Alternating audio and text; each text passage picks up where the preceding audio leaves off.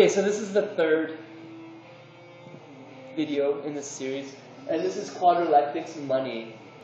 So, money, and what we think of money, is essentially what we value. What do you value?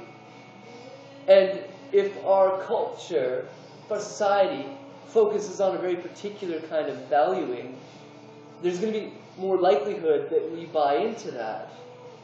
And if the money system, which is a representation of what we value, is focused on a particular thing or a particular value system, quote unquote, then we're going to veer towards it more or less. People will. You know, there'll be the odd few that don't.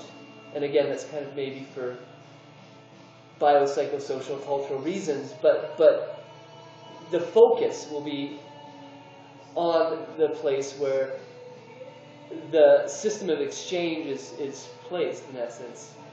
And our money, although it covers all domains, in a sense, it covers what I consider the Maya realm, the ethical realm, and the individual realm. It's unhealthily focused on sort of the lowest common denominator of acquisition of physical things, that quote-unquote materialist notion, which is really, you know, it is nice and it's needed to have things. And we are coming from a place of, have been coming from a place of lack, in essence. But it's kind of the lowest part of the experience of being human in a certain way. But we're unhealthily focused on that, and still. There is a philosophical reason to some degree that this would be taking place, I think, and that is with the idea that we're changing from through industry essentially and information, changing from deficiency needs to being needs. Deficiency needs are those, I lack something, I need it, to I have an abundance that I can give it. And this has been really capable to be done, you know, for the last 50, 60 years with the level of technology and information that we've had. But we haven't, and it hasn't, because the system has remained in that dominating hierarchical mode, essentially. But it's time to break that mode. And in doing so, we still have to honor certain parts of it, I think.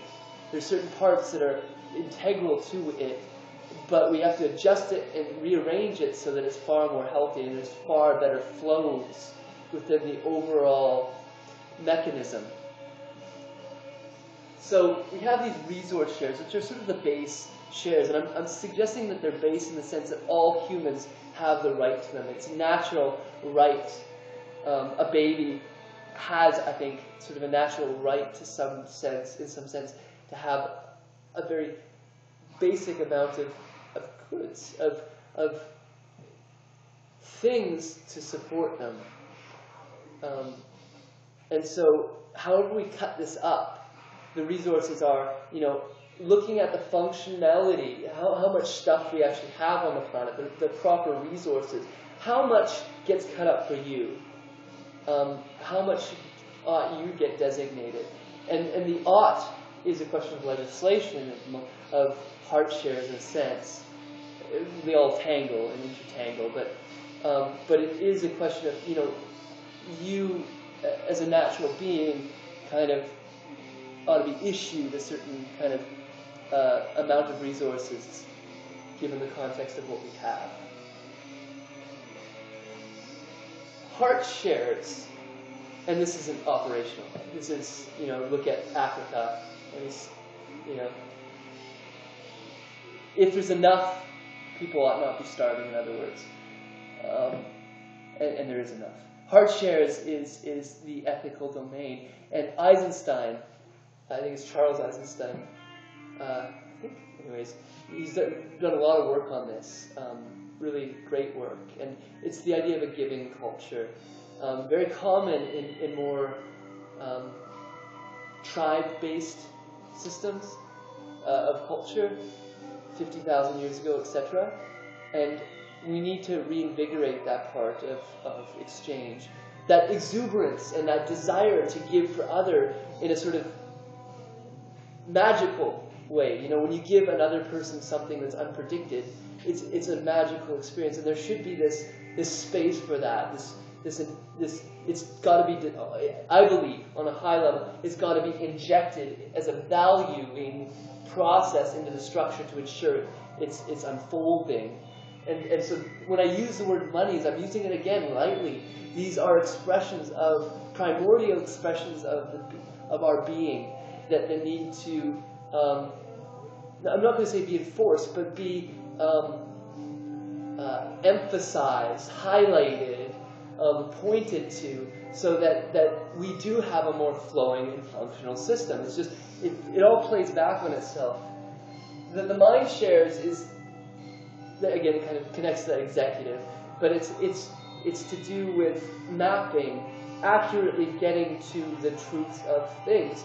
And you know, there should be a space for doing that. The people that create the best maps, the people that are the most precise, then, you know, they should be rewarded for their good works. They should be, whatever level it is, whatever technical level of technical expertise they're providing on a particular thing, they should be rewarded for that action. They're adding to the space of truth. They're giving us more truth and more technical truth. It's a beautiful thing in that sense, where these people are emphasizing, you know, that moral domain, that the domain of heart, the domain of care and compassion and embrace. These guys are giving us more precision, more distinctions that give us, you know, new angles to connect. And it can be as simple as just doing good work on a car, you know, fixing a car well. You know, where this stuff is about the I, you have that base. This stuff is about the we, ensuring we have a we space. This stuff is about it, about technical issues. The vision shares is it, so it's how we integrate all of this. And again, there should be a place for this commons for the people that are and have been working on, you know, the best maps in an objective sense of how it all fits together. So in a sense, there's a philosophic-like part to it, but it's very objective, and it's also very artistic. It's all of those in a certain way, so that you have to kind of develop through them to really get to that place. To be, I would say, to be good in the mind shares, to be a good executor, you have to have a fair bit of integrity. You have to have a fair bit of ethics. You know, and similarly, to be very good in the vision shares, to be good in the comments, you have to not only have, you know, embrace the artistic or integrity level, you have to have ethics, you have to have technical expertise in some particular area or multiple areas, and then you have to fit them together. So the order of complexity is increasing in that sense, and so the shares are distinct into and of those areas, and it all is sizable and functionally fitting at the particular scale that we're working. But the intention is to inject value into these domains when they're needed, as they're needed.